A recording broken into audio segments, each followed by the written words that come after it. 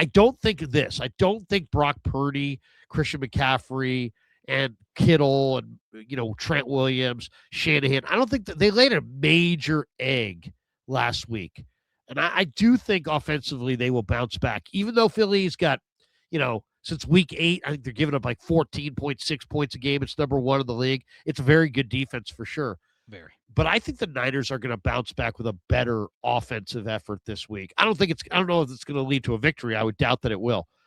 But I don't think it's going to be one of these, they score 3, they score 10, they get totally snuffed. I think they're going to make some plays, score some points.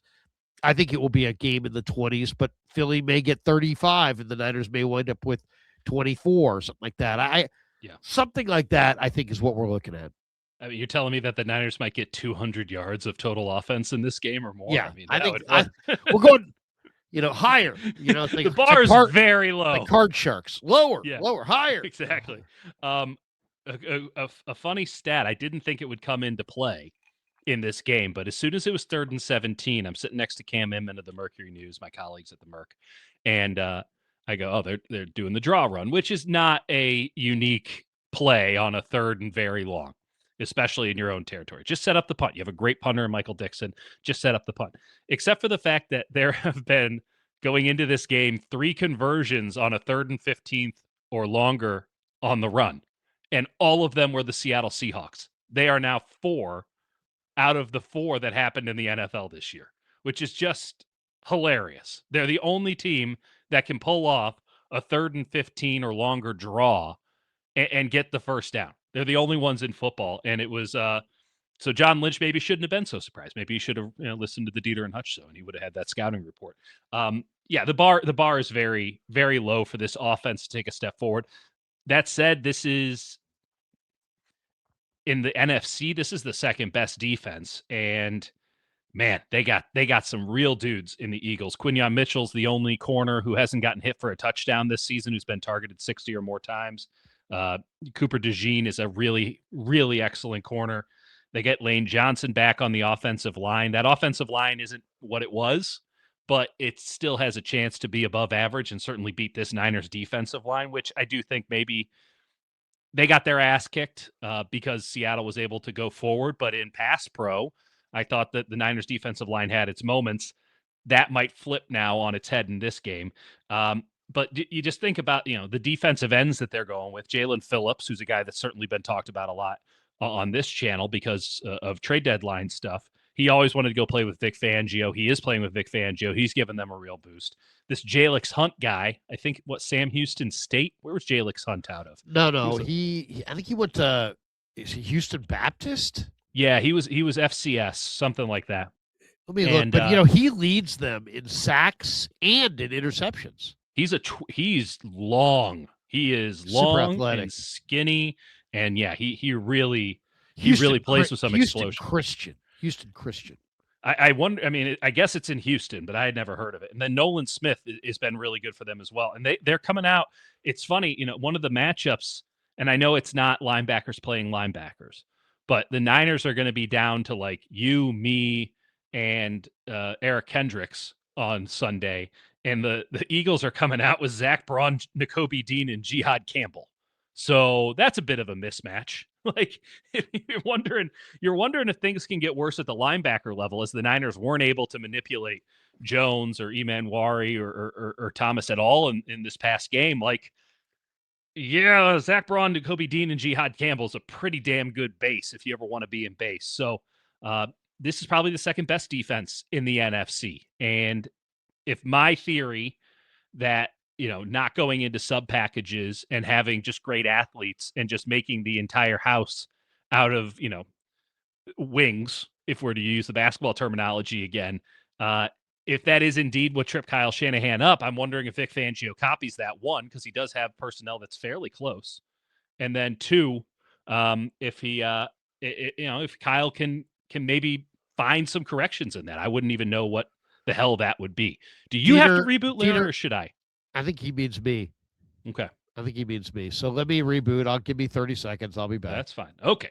Let's talk about what should we talk about? the linebacker situation is pretty dire here for the Niners. We're in some really tough, choppy waters for the Niners linebacker situation. So Bethune is out for the year with a torn groin.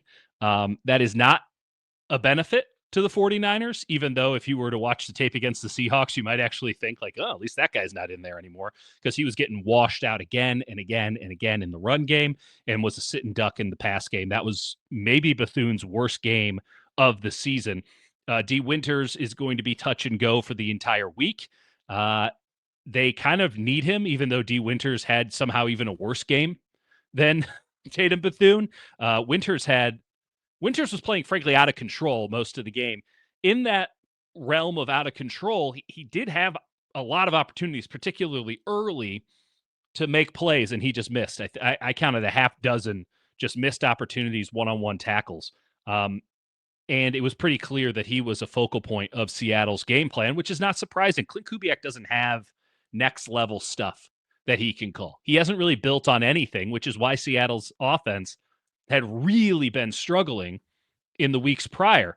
But if you're running the basic Kyle Shanahan stuff, so you're running Yankee concept against cover 3, all this stuff, the entire game is, again, predicated on getting linebackers to make the wrong decision. And the 49ers linebackers in this game were just easy pickings. Garrett Wallow's injured. I'm not sure if you wanted to play him anyway. Kendricks looked better than the other 3. That doesn't mean he was particularly good. I guess Jalen Graham is on the roster. Curtis Robinson is on the roster. It doesn't say much that Curtis Robinson was a starting middle linebacker and then, gets healthy scratch for the last 2 games of the year. What do you make of that? That was a weird one. I mean, his tape was so bad. It was so bad. But, I mean, look what their alternatives are. Well, now he's going to play. He has to play now. Yeah. And maybe he should take the advice I gave him. And this was mean advice, but it was advice nevertheless after week 15, which is just lay down, because at least someone might trip on you if you lay down. Because what he was doing otherwise was not helpful for the 49ers defense. I'm not sure what free agents currently exist on the marketplace. I don't know who's been sitting around waiting for an opportunity. They might get brought in this week to play a playoff game. Graham? I mean, I don't know if Winters is going to play. You need to have some. I mean, Stone Blanton might get into this game. Like, we're in pretty. I'm not saying he's going to play over any of those guys, but they just need bodies. This is the biggest drop off in the Niners' talent of any position by far. Right. They have not gone. They went from Fred Warner, Dre Greenlaw, with Azeez Al-Shaair standing on the sideline waiting to run in a couple years ago, to none of them, and Stone Blanton and Eric Kendricks and Garrett Wallow and Jalen Graham. I mean, it's amazing. I said this 2 months ago. Yeah. They should have gone after some linebacker who could play from scrimmage. Mm-hmm. Instead, they're like, you know what, we got to have a special teams linebacker. Yeah, but guess what? Your special teams linebackers have to play.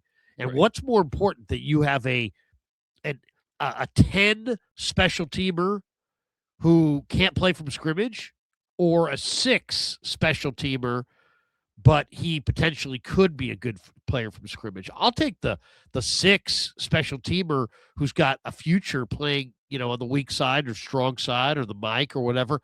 They didn't show that eagerness to make that investment. I mean, Nick Martin, they drafted him in the 3rd round. Either they picked the wrong guy, they couldn't develop him. I don't know what to say about that.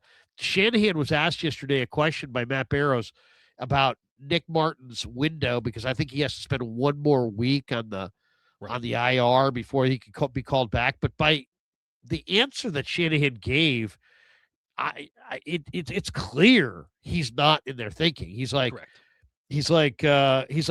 is he in or out of the protocol? Shanahan didn't know if Nick Martin was in or out of the protocol, because he's not going to play, because they've decided that weeks ago.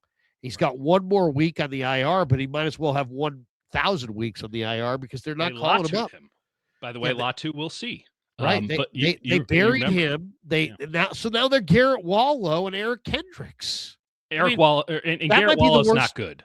Well, and Eric Kendricks had the worst numbers last year against the pass of almost any linebacker. Now he's a year older. You're So, I telling mean, me that the guy they were able to sign off the street who hadn't played football all year and they signed him in what, late November, early December? You're telling me that that guy might not be what he once was?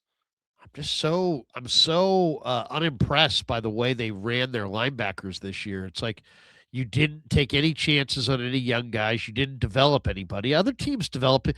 I mean, heck, the team that you just played had Mhm. Jerome Baker and Terrell Dodson as their starting linebacker tandem. Dodson was like, I thought I was playing pretty well. And then Michael McDonald was like, you know what? Get out of here. Yep. We don't want you. He traded one of them. He cut one of them. He brought in Ernest Jones. He played Tyrese Knight. Mhm. Now they came up with Drake Thomas this year. Now they've got like linebackers that are fast and making plays and flying all over the place and closing down that second level, all that space down. Yep. And they somehow did it. I mean, the 49ers Well, acted like Fred Warner was the only guy who could play linebacker for them this year. When they I lost him, they had no solutions. And yeah, I mean, Bethune's you're got never going to guts, replace but Fred Warner, to be fair. But no, but I mean, they have no linebackers who can cover. They're getting toasted and roasted with Gifford and Tatum oh, Bethune, and now it's going to even be worse.